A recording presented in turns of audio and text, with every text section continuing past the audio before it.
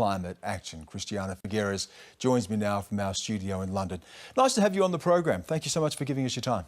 Thank you very much. Good evening, and thank you very much for the invitation. I assume you heard what we just played in the introduction there, and some of Australia's politicians, including the Prime Minister, rebutting the findings of the climate change intergovernmental panel, particularly the issue of eliminating coal by 2050.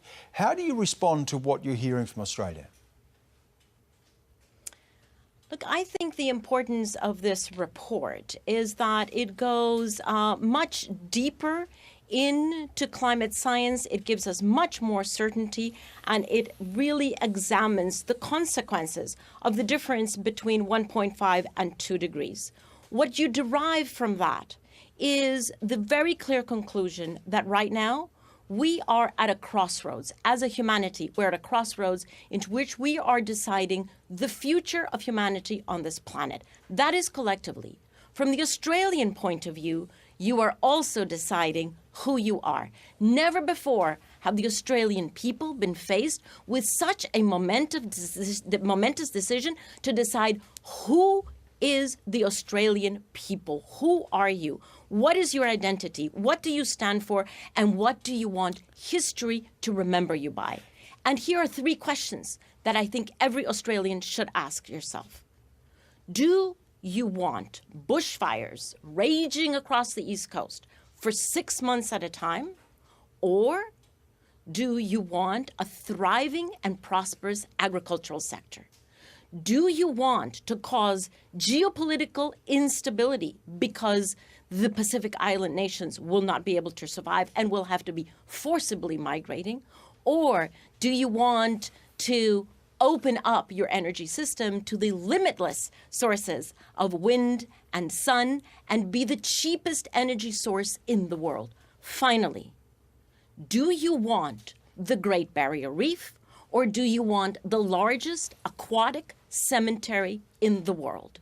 Those 3 questions, I think, capture very clearly that Australian citizens are given now the opportunity to take a decision that no one can take for you. This is a decision of Australian citizens to decide who you are. And sorry, but this decision is one that I have been observing has been flip-flopping for the past 10 years in Australia. I just want to come in on this point, because there has been a record of both sides of politics changing policy when it comes to this. But one thing we are hearing from both major parties is that coal, to some capacity, is going to remain part of the energy mix in Australia. Now, coal supplies the majority of Australia's energy. It is Australia's biggest export. It provides tens of thousands of jobs. Why would any Australian government sacrifice that when they say they can maintain that and also meet the Paris Accords? You know, I think it is really a time to realize that for the coal industry as a whole, we have reached the Kodak moment. Coal simply does not have any space in the global energy system anymore. Australians need to really take a very hard look at this, and I know that it has been flip-flopping for 10 years. But the moment has come to make a decision. We know that nations are still building coal-fired power stations. Australia has said, and the Prime Minister of Australia has said, that coal is going to remain part of Australia's energy mix. As I mentioned before, it is a significant export for Australia and provides jobs. To say that it doesn't have a place, how does that fit with the reality of what politicians are saying and facing in Australia, and the demand from Australian people for energy that is cost-effective, reliable and secure? Because of the dependence of Australia on coal, both for its national energy system as well as for exports, it would be unreasonable to expect that Australia would completely demise its coal industry overnight. But to smoothly move out of the coal industry, both as energy source, because Australia has many other sources of energy, as well as a source of exports, Australia must be responsibly doing that. Otherwise, Australia is actually laying itself bare to have to undertake in 10 or 15 or maximum 20 years a complete devaluation of all of that coal. It is either take advantage of now the opportunity to smoothly and rationally move Australia out of its dependence, to be much more creative about its export portfolio, certainly replace that income that comes from coal, and replacing the energy in Australia should not be that difficult. In fact, you have proven that it's not that difficult because you are the country that has most solar panels in the world.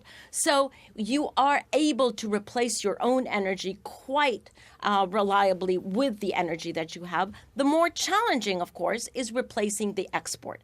But if you continue a dependence on coal, you will be facing a very dramatic loss of assets within maximum 20 years. Is that something that anybody wants to be responsible for? The Prime Minister says that Australia can maintain its current energy mix, maintain its coal industry and still meet its Paris commitments. That is 26 to 28% reduction of emissions on 2005 levels by 2025. Do you accept that? And what we know, sorry. Do you accept that? And what we know is that he can meet those commitments. Yes, well, but what we know, whether it can or not, what we know is that the current commitments under the Paris Agreement are dramatically insufficient for what we need in order to stabilize the environment and, more importantly, in fact, stabilize the global economy and keep us away from abrupt changes, away from jumps to distress that would severely impact global economy and the Australian economy. So it's not just about can we be true to our Paris commitments, current Paris commitments. It is about, are we on target to be a globally and nationally carbon neutral economy by 2050? That requires much further effort than where we are right now. So to tell me that you can commit, you can actually do the Paris commitments, thank you, wonderful, not enough. But here's one of the criticisms is that, first of all, countries were asked to sign on to the Paris Climate Accord to make those commitments, that was what was required. Now countries are being told, well, that's not going to be enough. 2% warming will be too much. We need to get that to 1.5%. Will there be another report in another couple of years that says 1.5% is not enough? The criticism here is that there is a constant harbinger of doom and a constant changing of what is required that makes it difficult to be able to chart a course. Yes, well, that argument could be used by those who never read the Paris Agreement, because if you read the Paris Agreement, it is quite clear in the Paris Agreement that countries committed to 2 degrees and to strive to 1.5. That was a very, very important part of the Paris Commitment. Furthermore, the Paris Commitment is actually built on a 5-year cycle of constant increase in emission reductions. So whatever is being achieved now from 2015 to 2020, which are the first 5 years of the Paris Agreement, but then in 2020, all countries are expected to come to the table and increase their ambition, because the Paris Agreement is built on that 5-year cycle of increased ambition until we get to a carbon neutral economy in 2050. So no one can tell me this is a surprise. This is absolutely consistent with the science that we've always known and certainly with the international policy framework. No surprises here. Here's another criticism, and this goes back to when the Paris Climate Agreement was signed, that the expectation of countries like Australia, the United States, Donald Trump has used this as part of his rationale for pulling out of the climate accord, is that countries like China were getting off more lightly, that China's commitments were going to be less than what was expected of countries like Australia or the United States, that a country like Australia that contributes, as we heard from the Prime Minister today, 1% of global emissions is being asked to contribute more than a country like China whose emissions dwarf Australia. Well, sorry, but that's also a very infantile argument, because the fact is that no one forced anyone to take any type of commitments under the Paris Agreement. Every country every country did their own homework, consulted with all of their sectors, and came forward and put in what is called a nationally determined contribution. But China wasn't being asked to make the globally commitment that other countries were being asked, and that's a reality, isn't it? Excuse me, China was being asked to provide 20% renewable energy as part of its energy mix by 2030 and to reach peak emissions capacity by that time, not the commitments that were being asked of, say, the United States or Australia. No one asked either China or Australia or New Zealand or my own country, Costa Rica, to do anything. Everyone was asked to do their own homework and come forward with how they felt that they contributed to the global economy through national policy, through national benefits, through national interest. Because what is really, and so whatever China put in, they put in because they understood that it was be good for their economy. Whatever the United States put in, they understood they did it voluntarily. Nobody put the numbers there for them because they knew it was good for their economy. Same thing with Australia, same thing with Costa Rica, same thing with every single country. Nobody was given a little piece of paper that says you have to do 20, 30, 40, 50. Not true. Everybody did their own. It's called a nationally determined contribution. But in any event, here's the important part. We are arguing this because there's a prevalent myth that needs to be dispelled that addressing climate change is a huge burden.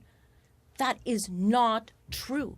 What we totally understand now, and we didn't 10 years ago, is that addressing climate change actually is a huge opportunity.